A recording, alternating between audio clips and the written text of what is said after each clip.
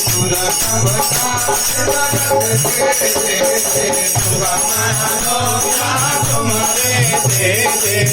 श्री राम। परम प्रिय मेरे भाई बहन, स्वागत है आप सभी का अपने परिवार हिंदू रिचुअल चैनल में। विश्वास इस शब्द को लेकर के वर्षों से हमारे हृदय में एक भावना हो रही थी कि जो भी सेलिब्रिटीज हैं अथवा एक आम व्यक्ति है जिसके भी जीवन में भगवान की विशेष कृपा की अनुभूति हुई है, उन बातों को एक 10 मिनट 12 मिनट 15 मिनट के वीडियो के माध्यम से आप सभी को मैं अपने चैनल पर अपलोड करके प्रेषित करूं। होना भी चाहिए, क्योंकि इससे हमारी भक्ति मजबूत होती है, सिंचित होती है, पल्लवित और पुष्पित होती है। उसी प्रकार से जैसे कि हम लोग श्री ध्रुव जी महाराज जी की, प्रहलाद जी की, शबरी मैया, उनकी भक्ति की जब कथाएं सुनते हैं तो हमारा हृदय प्रेम से गदगद हो जाता है और हमारी भक्ति हरी भरी हो जाती है और अपने भगवान के प्रति, कन्हैया जी के, राम जी के, मैया के प्रति हमारा भरोसा पुनः और तेजी से आगे बढ़ जाता है। इसी श्रृंखला में पर कई बार हमें लगता है कि वो तो भैया सतयुग था, त्रेता युग था, द्वापर था, हम नहीं कर सकते हैं। फिर एक नया उदाहरण अपने सामने आता है, गोस्वामी तुलसीदास जी महाराज जी की, मीराबाई की आती है, संत तुकाराम जी जो हमारे महाराष्ट्र से हुए हैं, अथवा नामदेव जी महाराज जो गुजरात से हुए हैं। इसी प्रकार से स्वामी रैदास जी महाराज, सूरदास जी महाराज जी की हम लोगों की भक्ति जागृत होती है। ऐसा है कि कलयुग में जो है भक्ति क्षणिक जागृत होती है। 3 जगह विशेष रूप से जागृत होती है। एक, जब व्यक्ति श्मशान में जाता है, देखता है, तब क्षणिक जो है भक्ति जागृत होती है। अथवा जब व्यक्ति स्त्री और पुरुष जो है सांसारिक जीवन की अनुभूति करते हैं, उसके पश्चात उनकी भक्ति जागृत होती है। अथवा कई जगह और भी कारण बनते हैं, पर वो क्षणिक होती है। पर जब हम भक्तों की कथा सुनते हैं अथवा हमारे बीच से ही कोई व्यक्ति की अनुभूति जब हम सुनते हैं तो हमारी भक्ति पुनः जागृत होती है कि जब हमारे बाजू वाले का, हमारे सामने वाले का, इनके ऊपर भगवान की कृपा हो सकती है तो हम तो कन्हैया के और भी प्रिय हैं, राम जी के और भी प्रिय हैं, मेरे ऊपर कृपा क्यों नहीं होगी। और कृपा होती ही रहती है, पर हमें अनुभूति उनकी ही कृपा से कभी कभी प्राप्त होती है। तो इस श्रृंखला में वर्षों से मन में चल रहा था कि इनका रखूं, इनका रखूं, पर नहीं रख पाया। प्रभु की इच्छा थी कि शायद मेरे राम जी की जो अनुभूति हुई है वहीं से प्रारंभ हो। घटना ऐसी है कि साक्षात श्री गणेश जी महाराज, माँ महालक्ष्मी और श्री लड्डू गोपाल जी हमको स्वयं आईसीयू में लेकर के गए। वो ये घटना है वैशाख पूर्णिमा, जिसको बुद्ध पूर्णिमा भी कहा जाता है, 16 मई की बात है। हालांकि हमारे जीवन में बचपन से लेकर के हमको याद है हजारों बार भगवान ने अपनी कृपा का और सैकड़ों बार विशेष कृपा की अनुभूति कराई है कि उनकी वो कृपा नहीं होती तो आज हम यहाँ आपके सामने नहीं होते। पर व्यक्ति है ना कि माया में भूल जाता है अथवा भगवान कृपा करके भुला देते हैं। इंसान एक बार उपकार करेगा, जीवन भर याद दिलाएगा, परमात्मा आपको भुला देते हैं। ये उनकी लीला है, हम भूले नहीं। इसीलिए इस प्रकार के वीडियो, इस प्रकार की चर्चाएं होती रहनी चाहिए। हालांकि मन में भी आया कि ये कृपा की अनुभूति कहना उचित नहीं है, ये सब गोपनीय अनुभूतियां हैं। पर मन में ये भी भावना आती है कि अगर किसी की भी भक्ति से जागृत हो गई और उस भक्ति के फलस्वरूप उसके जीवन में कल्याण हो जाएगा तो ये भी भगवान की ही कृपा होगी। तो इसलिए मन में द्वंद्व चल रहा था, पर हमने कहा चलो शायद प्रभु की ही इच्छा है, इसलिए मैं उस घटना का वर्णन आपके सामने कर रहा हूं। तो जैसा कि 1 महीना पहले 16 मई वैशाख पूर्णिमा के दिन चर्च गेट में एक हमारी आदरणीय दीदी जी हैं, उनके ऑफिस में पूजा करानी थी। उन दिनों लगभग जो है बड़ी व्यस्तताएं मेरी चल रही थी, विलंब से सोना, अतिशीघ्र उठना, इस चक्कर में विश्राम नहीं मिल पाता था। तो वहाँ भी चर्च गेट, मेरे यहाँ, मैं बोरीवली में रहता हूँ, महाराष्ट्र मुंबई के बोरीवली में रहता हूँ, तो वहाँ से लगभग 1 घंटे का रास्ता है। ये था कैब करके जाएंगे और भी टाइम लगेगा, तो ट्रेन से जाना उचित है। तो मैं 7 बजे समय अनुसार ठीक चर्च गेट पहुंच गया। जो मेरे सहयोगी हैं सुधीर जी, वो 7:30 बजे के आसपास पहुंचे।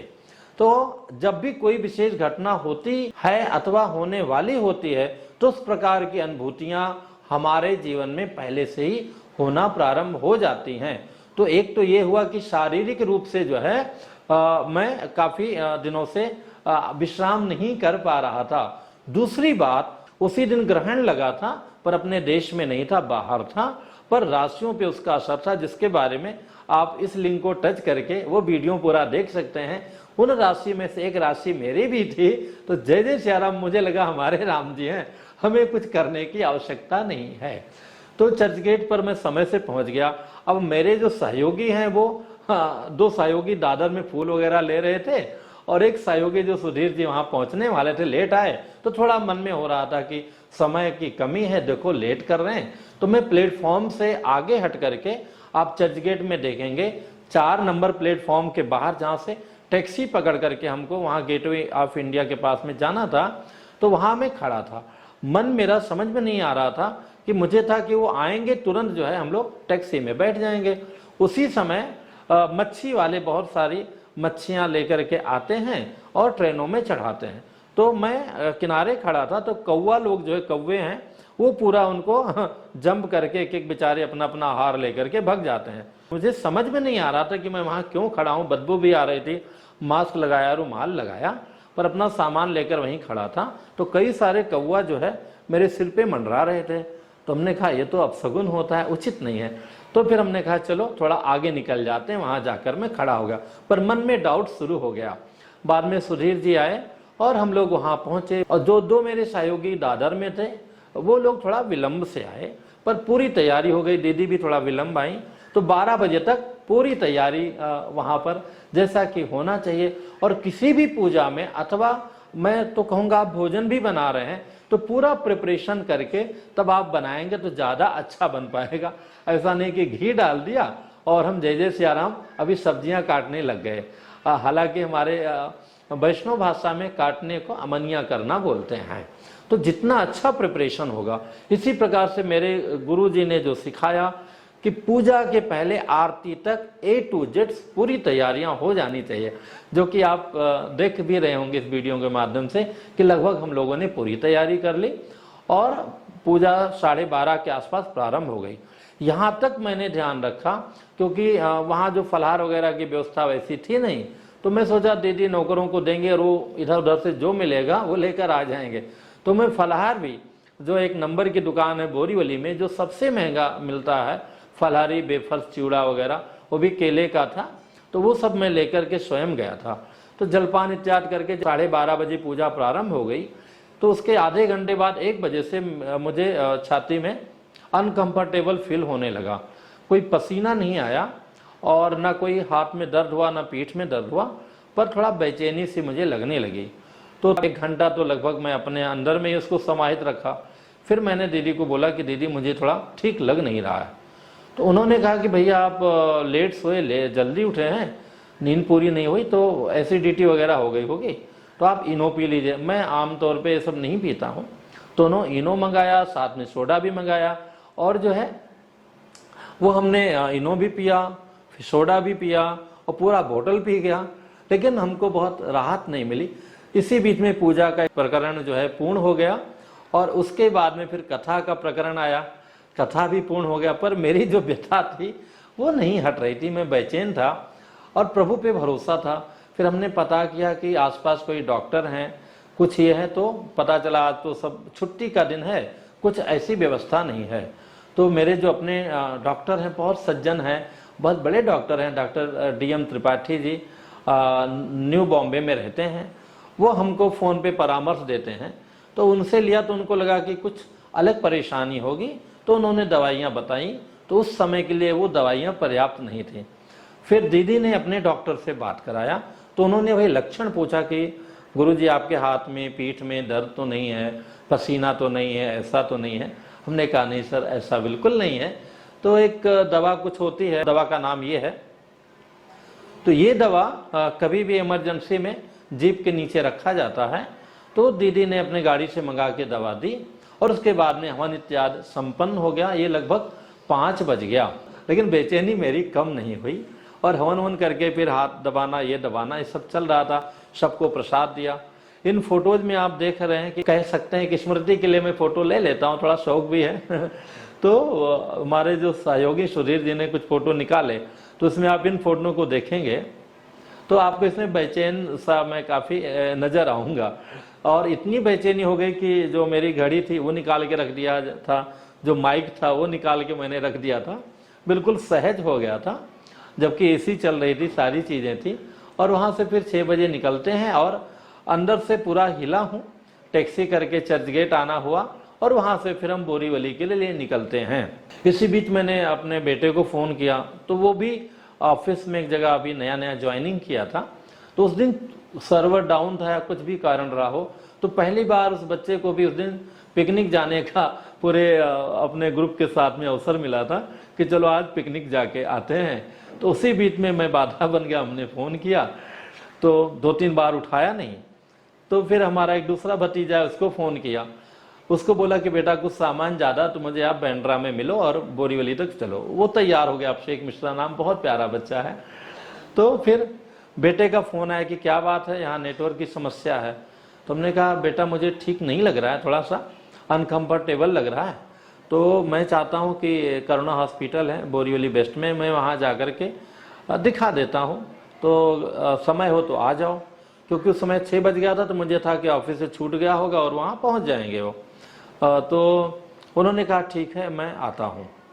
तो फिर हमने अभिषेक को मना कर दिया और हम लोग पूरी चर्च गेट से लेकर और 50 मिनट का सफ़र है बोरीवली तक का, काफ़ी अनकम्फर्टेबल था, नींद भी नहीं आ रही थी। और वो सुधीर पूरा रास्ता इतनी सेवा किया है कि उसकी जितनी भी तारीफ़ करूँ, मुझे बड़ा भाई मानता है, और उसने एक छोटे भाई का ऋण पूरा उतार दिया, पूरा ध्यान रखा। उसमें एक दूसरे सहयोगी हमारे आचार्य थे, वो 2:30 बजे चले गए थे, उनको कहीं जाना था सुनील भाई को, और दूसरे जो थे राजा भाई, उनको दादर उतर करके दूसरी जगह जाना था। तो कोई बात नहीं, लेकिन रास्ता भर में परेशान था। और उस समय जब आप परेशान होते हैं तो भगवान का नाम जिह्वा पे आता है। ये था कि हमारे प्रभु हमको रक्षा करेंगे और कोई उस प्रकार की स्थितियां नहीं होंगी। मन में ये भी चल रहा था कि हमारे पास उतने पैसे नहीं, ना अकाउंट में पैसे हैं, जाऊंगा दिखाऊंगा और मुझे एडमिट जरूर होना पड़ेगा। पर मैंने सोचा देखा जाएगा, जो राम जी की इच्छा होगी पूरा करेंगे। आप ऐसे समय में बहुत बुरे विचार आपके भी मन में आते हैं। जैसे कि मेरे रिलेशन की छोटी बहन थी, उसके पति भी चर्चगेट से ही और भाईंदर में रहते थे, 10-15 साल हो गया, और सफ़र में ही, चूँकि उस समय पीक आवर होता है, ट्रेन में ही उनको हार्ट अटैक आया और वो जय जय सियाराम हो गए और कोई चीज़ें नहीं हो पाई। तो मन में वो सारी चीज़ें आए, तो फिर मैं घुमा के उसको अपने कनक बिहारी जी के चरणों में ले जाऊँ, झाड़ेश्वर नाथ बाबा के पास ले जाऊँ, हमारे दर्शनेश्वर नाथ जी के सामने ले जाऊँ, राजेश्वर भगवान सुग्रीव किला, उनके मन में आऊँ कि उनके सामने खड़ा हूँ। अथवा कुछ मैंने फिल्म किया है, कुछ सीरियल किया है, तो उन खुशी वाले क्षणों में मैं ले जाता था और मन घूम घूम करके दुख वाले क्षणों में जाता था। अंतोगत्वा बोरीवली जैसे भी करके, उस दिन छुट्टी होने के कारण भीड़ नहीं थी, तो आराम से मैं लेटा बैठा जैसा भी हुआ बोरीवली आया। अब वहाँ सामान इतना सारा और भीड़ इतनी ज़्यादा। धन्य सुधीर जो पूरा 3 बैग एक साथ में रखा, ढोलक एक साथ में रखा, कहा भैया आप चिंता मत करो, आप चलते जाओ। और हम लोग बोरीवली 2 नंबर प्लेटफॉर्म पे, चूँकि कंजेस्टेड है, बाहर निकले और तुरंत रोड क्रॉस किए, ताकि ऑटो जाएगा तो उसको टाइम लगेगा घूम कर आने में। और वहाँ से हम लोग करुणा पहुँच गए। करुणा पहुँच गया तो मैंने बोला भैया अच्छा ठाकुर जी हमारे बैग में हैं, इनको लेकर मैं कभी ज़्यादा नहीं जाता हूँ, शायद 100-150 पूजा में एक जगह लेके जाता हूँ। मुझे पसंद नहीं कि अपने भगवान जी को परेशान करूँ, पर दीदी का ऐसा प्रेम था, अपनापन है, तो मैंने कहा चलो ठाकुर जी को भी थोड़ा घुमा लाता हूँ। अभी थोड़ा घुमाना उनको शुरू किया हूँ, तो वो बैग में मेरे साथ थे। अब बाकी सुधीर जी सब लेकर रखे थे। ऑटो से उतरने के बाद स्वयं चलते हुए इमरजेंसी में पहुँचा, वहाँ का अनुभव पुराना है। मैंने कहा सर मुझे ईसीजी करवाना है। क्यों करवाना है? तो मैंने कहा मुझे थोड़ा ठीक नहीं लग रहा है, तो मैं सोचता हूँ मेरा ईसीजी कर दीजिए। तो फिर तब तक डॉक्टर को बुला लाए, वो भी पूछे, आला वाला लगाए और ईसीजी हुआ। 3-4 मिनट के अंदर उन्होंने बोल दिया कि जो है आपको आईसीयू में भर्ती करना पड़ेगा। तो मैंने कहा भर्ती कर लीजिए आप, लेकिन नॉर्मल वार्ड में कीजिए, क्योंकि आईसीयू में मुझे अच्छा नहीं लगता है। तो बोले नहीं, आज आपको मेरी बात माननी होगी और आपको हम आईसीयू में एडमिट करेंगे, वहीं आपके लिए सही रहेगा। तो फिर पता किया कि उसके लिए 50,000 रुपया चाहिए। अब भगवान की कृपा देखिए कि अपने आप पैर पर चलकर वहाँ पहुँचा। अब 50,000 रुपया, जबकि मेरे अकाउंट में जैसे सियाराम रहता 1650 रुपये थे। 7,000 लिफाफा में था, 2-2,500 रुपया ऊपर रहा होगा। तो ऐसे पैसे थे, अब कहाँ से आए क्या हो। जब ये डॉक्टरी की बात आई, भर्ती की बात आई, तो हमने सबसे पहले हमारे जो मित्र हैं, बहुत बड़े शुभचिंतक हैं और मित्र हैं, मेरे भाई हैं, उनके बारे में जितना कहूँ कम है, मनीष जैन जी, उनको मैंने 2-3 बार फ़ोन किया। हालांकि मेरा स्वभाव है, किसी को भी मैं 4 घंटे 5 घंटे से ज़्यादा नहीं बजाता हूँ, छोड़ देता हूँ। और उनके लिए तो 2 घंटे, क्योंकि बहुत व्यस्त रहते हैं, फिर वो कॉल बैक तुरंत करते हैं। उनको फ़ोन किया 3-4 बार, उनका फ़ोन जैसे सियाराम बिजी आ रहा था, तो उसके बाद छोड़ दिया। फिर एक यतीन्द्र भैया, यतीन्द्र तिवारी जी, वो मेडिकल लाइन से जुड़े हुए हैं, तो मुझे था कि अभी आईसीयू में भर्ती करेंगे तो चेक वगैरह करेंगे, तो वहाँ इंजेक्शन वगैरह बहुत महंगा होता है। अंदर से परमात्मा मुझे अनुभव करा रहे थे, तो उनको फ़ोन किया, तो कहे भैया क्या बात है, बताया। तो हमने कहा ये तो यहाँ 30,000-35,000 का शायद एक इंजेक्शन लगेगा, तो आपके पास कुछ सस्ता मिल जाएगा। कहे भैया वही पड़ेगा घुमा फिरा करके, और हॉस्पिटल वाले बाहर के लिए 10 नाटक करेंगे और इतना समय अपने पास है नहीं, तो और कुछ। तो मैंने कहा भैया यहाँ 50,000 डिपॉजिट मांग रहे हैं और मेरे पास जय सियाराम है। तो उन्होंने कहा ठीक है, आप अकाउंट नंबर भेज दीजिए। उनको मैंने भेजा और इधर सुधीर जी को बोला कि भैया रिक्वेस्ट करो 25,000 रुपया जमा कर लें और बाकी हम करवा देते हैं। इसी बीच पे हमारे जो बहुत बड़े मित्र हैं, शुभचिंतक हैं, शुरुआत से ही विप्र रूप में देखा जाए तो मुंबई में पहले वो मिले, जो अपरिचित अपने परिचित से भी बढ़ के बन गए। आदरणीय श्री उमेश मिश्रा भैया जी ने उनको फ़ोन किया, उनको बताया, तो कहे भाई कैश तो है। तो हमने कहा नहीं, आप ऑनलाइन कुछ कर दो। तो बिटिया रानी के अकाउंट में रखा था उन्होंने, आरती बेटी नाम है। 1 मिनट के अंदर 18,000 रुपये आ गया और 7,000 मेरे पास वैसा कैश था। तो हमने सुधीर जी को बोला कि भैया जाओ, और फिर हमको 25,000 रुपया वहाँ जमा करा करके, यहाँ तक बैठे बैठे मैंने स्वयं इंग्लिश में नाम पता फॉर्म वगैरह सब आराम से भरा, और भगवान पे भरोसा था कि प्रभु हमें सही कर देंगे। और फिर जो है, जो पूरा बेड के साथ ही हमको आईसीयू में ले गए। तो जो मेरा बैग है वो बेड पे रखा था, और उसमें स्वयं जो है श्री गणेश जी और लड्डू गोपाल जी, माता महालक्ष्मी विराजमान थी, और वो सीधे हमको आईसीयू में लेकर गई। और वहाँ जाने के बाद में तो थोड़ा मुझे कह सकते हैं कंजेस्टेड अच्छा नहीं लगता है, तो मैंने कहा सामने का पर्दा खोल लीजिए ताकि चीज़ें थोड़ी दिखाई दें। तो उन लोगों ने वैसा किया, और इसके बाद में तुरंत इमरजेंसी में जो इमरजेंसी के डॉक्टर थे गोपी जी, वो भी बहुत अच्छे थे। उसके बाद में जो विशेष डॉक्टर आए वो भी बहुत अच्छे से पेश आए, कई सारी जांच वाँच किया। फिर ये हुआ कि हमारा एंजियोग्राफी करना है और हमको अंदर ले जाना है। इसी बीच में बेटा आ गया, फिर वो अपने हिसाब से कोशिश करने लगा। हमारे जो मित्र हैं मनीष जी, वो वहाँ से निकल पड़े। रास्ते में हमारे एक भाई हैं, मित्र हैं, बहुत ही शुभचिंतक हैं, राजन मोदी जी, हम सब साथी हैं, तो उन्होंने उनको फ़ोन किया। तो रास्ते से वो दोनों भाई साथ में निकले। बेटा यहाँ पहुँच गया था, यतीन्द्र भाई जी आ गए, साथ में वो और भी परिवार के लोगों को बुला लिया, और मैं अंदर हूँ, मुझे उतना पता नहीं है।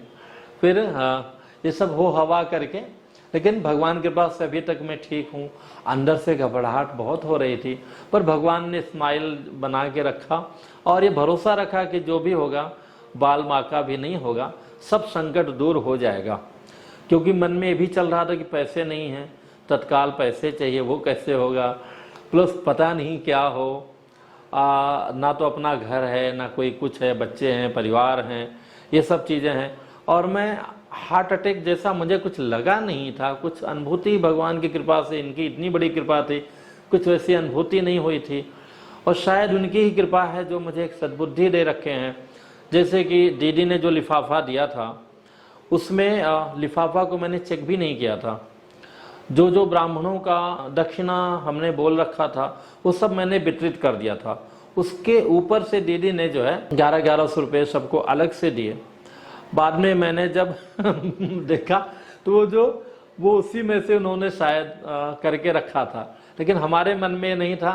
तो सदा से ही प्रयत्न है कि किसी का 1 रुपये का भी हक मैं न लूं, भले ही अपना चला जाए पर किसी का ना जाए। भगवान की कृपा से जीवन में ये चीजें रही हैं।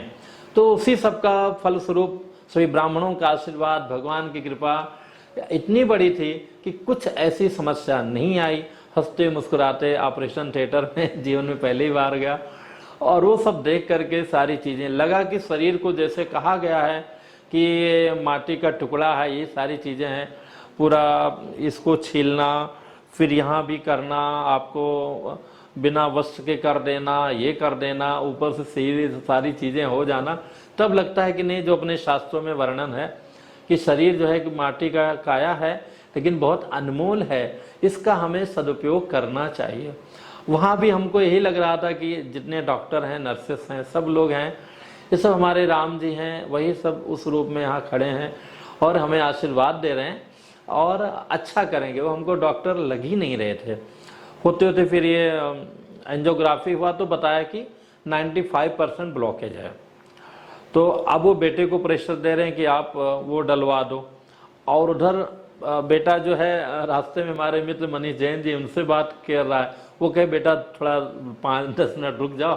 वो बेंगलोर के कोई डॉक्टर थे, उनसे परामर्श लेना चाह रहे थे। बेंगलोर वाले डॉक्टर अलग व्यस्त थे। तो उसी बीच में ये यहाँ परेशान थे कि ज़्यादा देर हम नस काट के रोक नहीं सकते हैं। ये सारी चीज़ें चल रही थी। साइन वाइन तो सब पहले ले लिए थे। और उसी बीच में यहाँ तक जब ऑपरेशन शुरू हुआ, एंजियोग्राफी के पहले का तो जो मॉनिटर है वही काम नहीं कर रहा था। सुन तो मैं सब रहा था, भगवान की कृपा से पूरे होश में था, कहीं कोई दिक्कत नहीं थी। कहीं भय जरूर मन में था, पर भय के ऊपर जो राम जी की कृपा का एक विश्वास भरा हुआ था कि वो अवश्य होगा। अंतोगत्वा मनीष जी ने बेटे राम को बोला कि उनसे बात नहीं हो पा रही बेटा, तो अभी करवा ही लो। तो फटाफट फिर ये सब हो गया, और रात में 10:30-11 बजे, मेरे ख्याल से 12 बजे पूरा हो करके छुट्टी हो गया, डालवाल दिया उन्होंने। मुझे जरा भी शायद 30 सेकंड के लिए कभी झपकी आई होगी नहीं। जागते जागते सारा कुछ आनंद हुआ। भगवान ने नया जीवन दिया। बाहर आए तो देखा बेटा खड़ा है, और तो कई बार हमको भगवान कृपा से लेकर के आया है। जितना कहूँ का मैं नहीं कहना चाहिए, अपनों को नज़र लग जाती है। और उसके बाद में देखा हमारे जो मित्र हैं मनीष भैया, मनीष जैन जी, मित्र कम भाई ज़्यादा, दोनों भाई सामने, तो हृदय और गदगद हो गया। मनीष जी और राजन भाई दोनों को देख करके आ गए, बेड पर आ गए। मैं तो नीचे भी तो कहीं नहीं, 2 दिन जो है बेड पर ही सब कुछ होना है। ये था कि अब भोजन कर सकते हैं, भूख भी लग गई थी, सारी चीज़ें थी, जो भगवान की इच्छा। तो ठाकुर जी का जो बैग था मेरे बेड तक प्रभु आए, आईसीयू में मुझे भेजा। उसके बाद में फिर सुधीर आया और वो बैग लेकर के घर में आया। घर में तो सोचिए पत्नी जी का क्या स्थिति हुई होगी। सारी चीज़ें जो भी अपने थे सब आए, सबका सहयोग मिला। और बाद में भगवान की इसी कृपा थी, फिर वहाँ बाहरी अलाउ भी नहीं था, तो नर्सेस वगैरह सब पता नहीं क्या उनके मन में भावना जगी। फिर पत्नी जी को आने की अनुमति मिली, फिर उन्होंने भोजन कराया, और उस प्रकार से 2-3 दिन वहाँ रखा, फिर 2-3 दिन बाहर रखा, और सब आनंदमय हो गया। कहा गया है धीरज धर्म मित्र और नारी, आपतकाल परखिए चारी। तो धीरज, धैर्य जो है मेरे अंदर भी उतना नहीं रहता है, पर भगवान की ऐसी कृपा थी मेरे भाई बहन कि आप सोचिए 5 घंटे की पूजा, और 1-1 मिनट हमारे लिए कठिन था, पर भगवान पे भरोसा था कि जिस कार्य के लिए मैं आया हूँ, अपने दायित्व का बिना निर्वहन किए कैसे चला जाऊँ। जबकि हमारे 3 जो सहयोगी थे अच्छे से संपन्न करा देते, मैं निकल सकता था पहले ही, पर हृदय गवाही नहीं दे रहा था। मुझे संतुष्टि नहीं मिलती अगर मैं पहले निकल आता। शायद भगवान को इन संकटों से निकालना था। आप ये फोटोज देखिए, इसमें जब हवन हो रही है, आप देखें फोटो को, तो हवन के समय देखिए पूरा मेरा चेहरा काला काला पड़ रहा है। हवन के उस पार जो है सेम समय के पिक्चर्स हैं। शायद एक नया जीवन भगवान दे रहे हैं, वो सारे पाप को काट रहे हैं, नष्ट कर रहे हैं। शायद ये भी भावना हमारी हो रही है। आप इन देख करके और इस फोटो को देखे पूरा निर्मल कर दिया। मेरे प्रभु जी ने अपनी अहेत की कृपा करके मेरे प्राणों की रक्षा की, लेकिन हृदय में ये आभास हुआ कि भगवान की सामान्य कृपा है, कोई बहुत बड़ी कृपा नहीं है। हालांकि अंदर से आभास अवश्य था, पर वो पूरा फील नहीं हो पा रहा था। पर जब 10 दिनों के बाद में देश के मशहूर सिंगर केके जी वाली घटना सामने आई कि केके जी चूंकि हमसे ज्यादा शक्तिशाली थे, शारीरिक रूप से भी, आर्थिक रूप से तो कोई मुकाबला ही नहीं है, उसी प्रकार सामाजिक रूप से भी उनका फैन सर्कल, उनके पास संसाधन, देश की सरकारें, सब कुछ उनके साथ थी, फिर भी जो है भगवान की कृपा शायद कम थी अथवा जो भी था, उनका जय जय सिया राम हो गया। वो घटना देखने के पश्चात ये आभास हुआ कि मेरे प्रभु कितने दयालु हैं, कितनी बड़ी कृपा मेरे ऊपर मेरे राम जी ने किया है। इसमें एक बात और निवेदन करूंगा कि आजकल हम लोग अपने संबंधों को भूलते जा रहे हैं। कमियां हर व्यक्ति में हैं, हमें अच्छाइयों को देखना चाहिए। मैं 2 भाई हूं, एक मेरी बहन है, दीदी बड़ी हैं, भाई मेरा छोटा है, पर कार्य में बहुत ही कुशल हैं और बहुत बड़े कथावाचक हैं, विनम्र हैं। और आज इतने बड़े कथावाचक होते हुए भी जब कभी साथ रहने का अवसर मिलता है तब मेरा चरण दबाना है, कपड़े स्वयं धोना है, स्वयं सेवा करते हैं। तो इस घटना की खबर बहुत सारे लोगों को गई। सभी लोगों का एक अपना स्वभाव है, अपनी सामर्थ्य, अपनी व्यवस्था है, पर कहते हैं ना कि खून का रिश्ता, ब्लड का रिश्ता अथवा प्रेम का रिश्ता, वो स्वयं व्यस्त थे, पर वहाँ से फ्लाइट पकड़ करके बिना बताए कि बताऊंगा तो ये भैया हमको आने नहीं देंगे, भाभी आने नहीं देंगी, और भतीजा भी कहेगा कि चाचा जी सारी व्यवस्था है, तो काहे को आप परेशान हो रहे हैं, आशीर्वाद दीजिए, वहीं से भगवान से प्रार्थना कीजिए। तो वो भी वो जो है बिना बताए वो आए, आकर 2 दिन रहे, बेटे को जबरदस्ती घर में सोने के लिए बोले और हंसते खेलते जो है अपनी जो है सेवा समर्पण करते हुए फिर यहाँ से वापस गए। तो इसलिए कुछ भी हो जाए, जो आपका अपना संबंध है, सभी संबंध अपने होते हैं ऐसा नहीं है, पर हम बाहरी संबंधों को संभालने में अवश्य संभालना चाहिए, लेकिन जहाँ हमारा कर्तव्य है उनको हम कई बार नज़रअंदाज कर देते हैं, वो हमें नहीं करना चाहिए। उस समय बाबा झाड़ेश्वर नाथ की बार बार अनुभूति हो रही थी, उनकी कृपा की हो रही थी, और उन्हीं की कृपा से जो पूरा हरोनी परिवार मिला हुआ है, उन सारे लोगों का अपनापन, किसी का मैसेज आ रहा है, किसी का कुछ हो रहा है। स्पेशली जो एक धर्मपुत्र की तरह शिब्बू बेटा है, अभय प्रताप सिंह, वो भी पूरे जी जान से लग करके सबको जोड़ करके, और मेरा बेटा, मतलब दोनों बेटे ही हैं, दोनों ने आपस में जो भी रिक्वायरमेंट थी उसकी व्यवस्था भी एक विशेष रूप से उन लोगों ने किया। पूरे परिवार में देखें, चाहे एमपी भैया हैं जो सबसे बड़े हैं, सभी लोगों का था, दीपक जी हैं, मनीष जी हैं, बिंदु भैया हैं, यहाँ तक राजेश भैया उस समय बाहर गए थे, बाद में उनका आया और बड़े दुखी थे कि आचार्य जी कुछ मैं कर नहीं पाया। हमने कहा ऐसा नहीं भैया, सेवा का बड़ा रूप होता है, आपने भगवान से प्रार्थना किया, वही हमारे लिए बहुत है। तो हर लोगों ने, चाहे विनोद जी का परिवार हो, कन्हैया जी का हो, जो भी हैं सारे लोग हैं, अथवा अम्मा जी का पूरा परिवार है, दीपक भैया का पूरा परिवार है, सभी लोगों का, हर व्यक्ति का, यहाँ तक रित बेटी, उसका मैसेज अभी भी आता है, बहुत अच्छा लगता है। अथवा दीदी का परिवार है जो बांदा में रहती हैं, एक उनका पूरा परिवार है। ससुर जी हमारे जो स्वयं बीमार थे, वो सुनकर के और भी वो हो गए। तो परिवार के जितने भी लोग हैं, चाहे लखनऊ हरोनी परिवार हो, चाहे हमारे गांव दतौली हो, या चाहे ससुराल पक्ष हो, या यहाँ पर मित्र मंडली हो, या हमारे गोराई का जो परिवार है, चाहे माहेश्वरी वाली दीदी जी हैं, या आशुतोष पांडे जी हैं, और यतीन्द्र भैया हैं, शशि भैया हैं, उमेश जी का तो कहने क्या है, अथवा चाहे जो भी हैं, सभी का भरपूर आशीर्वाद, अपनापन भगवान की कृपा से प्राप्त हुआ। क्योंकि अगर जीवन ही नहीं रहता तो सब चाह करके भी क्या कर लेते। साथ ही हमारा माहिम का परिवार, वीरेंद्र भैया, रेखा जी, उनके बच्चे, सब लोग, या सिन्हा साहब जो बगल में रहते हैं, बड़े भाई की तरह, उनका परिवार, सारे लोगों का अपनापन इतने रूप में मिला कि हृदय गदगद हो गया।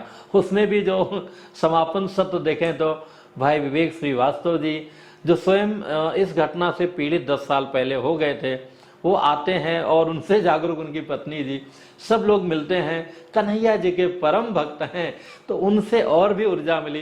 कुछ चीज़ें जो लोग, डॉक्टर लोग इतने व्यस्त रहते हैं कि भैया हो, इतना पैसा देने के बाद भी उनके पास समय नहीं है कि ढंग से आपसे बात कर पाएं। हालांकि मेरे साथ तो बहुत ही अच्छा रहा है, काफ़ी प्रशंसा भी कर रहे थे कि मिश्रा जी बड़ा बड़ा कोऑपरेट किया आपने, ये किया वो किया, ठीक है उनका गुण है, मैंने तो कुछ किया नहीं, तो राम जी ने कराया। फिर बाद में जो भी कुछ चीज़ें सजेशन की थी, विवेक भैया आए और उनसे बहुत कुछ जानने को, सीखने को, समझने को मिला। स्पेशली फिल्म जगत से देखेंगे तो हमारे मित्र मनीष जैन जी और मित्र और भाई के जैसे राजन मोदी जी, साथ में बहुत सारे फिल्मों में एक सफलतम अभिनेता बड़े भैया श्री नीरज सूद जी, इन सारे लोगों का योगदान अपने आप में हर रूप में, हिम्मत के रूप में हो चाहे उस रूप में हो, हर रूप में आगे रहे हैं। यही नहीं, जो बचा खुचा था, आप नागिन सीरीज के जो मुख्य डायरेक्टर हैं सम्मान्य भैया श्री रंजन सिंह जी, उनका वहाँ पर भी आना हॉस्पिटल में, और उसके बाद में बार बार फ़ोन पर हिम्मत देना कि आचार्य जी ऐसा कुछ नहीं है, बिल्कुल ये सब आम बातें हैं, बिल्कुल भूल जाइए और लाइफ को जो है बिल्कुल नॉर्मल देखिए। जो भगवान की कृपा से स्वयं हमारे हृदय में नॉर्मल वाली ही भावना है, आज भी अंदर इतनी इच्छा है, ऊर्जा है कि बड़ा से बड़ा यज्ञ हो तो उसको भी विधि पूर्वक हम राम जी की कृपा से सेवा अवश्य कर पाएंगे।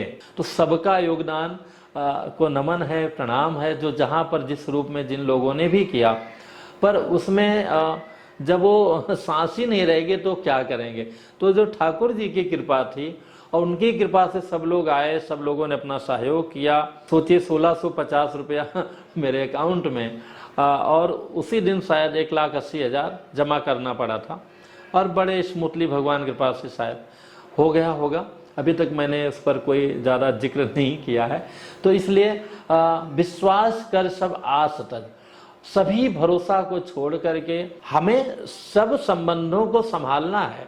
जो भी सांसारिक हमारे संबंध हैं और उनके प्रति हमारा जो दायित्व है उसका हमें निर्वाहन करना है। उनसे उम्मीद नहीं रखनी है, उम्मीद केवल एक अपने परमात्मा से ही रखना है, वो जिस रूप में भी है। फिर मैं कहूँगा जीवन बहुत छोटा है, कोई दादी कोई बाबा के नाम पर समय को बर्बाद मत कीजिए। जो भगवान का जो 24 अवतार है, भगवान का जो नाम है, उनके नाम में ही गुण है, तो उनके नाम का ही जप करने से अपने को लाभ होगा। उन पर ही भरोसा रखिए। एक भरोसो एक बल, एक भरोसा होना चाहिए, एक बल होना चाहिए।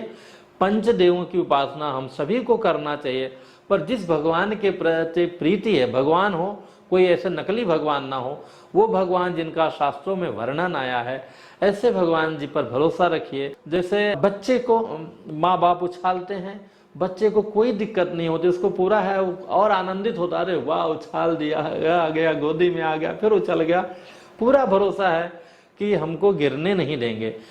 मेरे भाई बहन, इसलिए संसार के सभी आस को छोड़ करके अपने परमात्मा पर पूर्ण विश्वास कीजिए। इसलिए इस श्रृंखला का नाम मैं विश्वास रखना चाहता हूँ। विश्वास कर सब आस तज, सारे भरोसा को छोड़ दीजिए, उनके संबंधों को मत छोड़िए, संबंधों में पूरी सजगता रखिए, समर्पण रखिए। आज ही योगी जी का एक मैंने वीडियो देखा, मुझे बहुत अच्छा लगा। किसी के भी अगर हम सुख में काम ना आ पाए कोई बात नहीं है, पर दुख में अवश्य हमें सम्मिलित होना चाहिए। तो इन सारे संबंधों का भी दर्शन भगवान ने इसी बहाने करा दिया कि जिनके लिए मैं 2-2 घंटा अपना भोजन छोड़ करके, अपनी पूजा छोड़ करके समय देता था, उन सारे लोगों की स्थिति उसके बाद में मेरे राम जी के लिए क्या हुई है। तो उसमें भी किसी के लिए द्वेष मन में नहीं रखना है। अच्छा है, भगवान की कृपा है, जो भी है हमें अपने धर्म का, अपने गुणों का पालन करना चाहिए, जो हमारा कर्तव्य उसका पालन करना चाहिए। सब कुछ करते हुए पूर्ण भरोसा अपने परमात्मा पर रखना चाहिए। वही आपकी रक्षा करेंगे, वही आपसे सत्कर्म कराएंगे, वही आपको हर एक दुखों से, हर एक विपदा से, चाहे भाई बनकर, चाहे डॉक्टर बनकर, चाहे मित्र बनकर, चाहे परिवार बनकर आपकी रक्षा करेंगे। बाकी तो सब जय जय सिया राम। ये आपको उचित लगे, ठीक लगे तो मैं चाहूँगा इन चीज़ों को शेयर अवश्य करना चाहिए, ताकि दूसरे का भी भरोसा अपने भगवान के प्रति पूर्ण रूप से और भी मजबूत हो जाए। दूसरी बात मैं ये भी चाहूँगा कि आप में से किसी के जीवन का कुछ ऐसी विशेष घटना घटी हो तो उसके बारे में पूरा डिटेल्स के साथ में जो भी फोटोग्राफ्स हैं, जो भी कुछ हैं, जो हमारा नंबर है 7021616365 पर, इस पर आप व्हाट्सअप कर दीजिएगा। जो भी मेरे पास आएगा, आवश्यक नहीं कि उस स्टोरी को या उस घटना का मैं उल्लेख करूं, पर उनमें से जो श्रेष्ठ लगेगा हम सभी लोगों को, अथवा समयानुसार जो मैं राम जी की कृपा से कर पाऊंगा, उन वीडियोज को भी आगे रखने का अवश्य प्रयत्न करूंगा। फिर मिलूंगा मेरे भाई बहन। जय श्री राम। ओम शिव शंकर ब्रह्म भोले भोले, शिव शंकर ब्रह्म भोले भोले, ओम शिव शंकर ब्रह्म भोले भोले, ओम शिव शंकर ब्रह्म भोले। क्यों गया मन बाबू ने, क्यों गया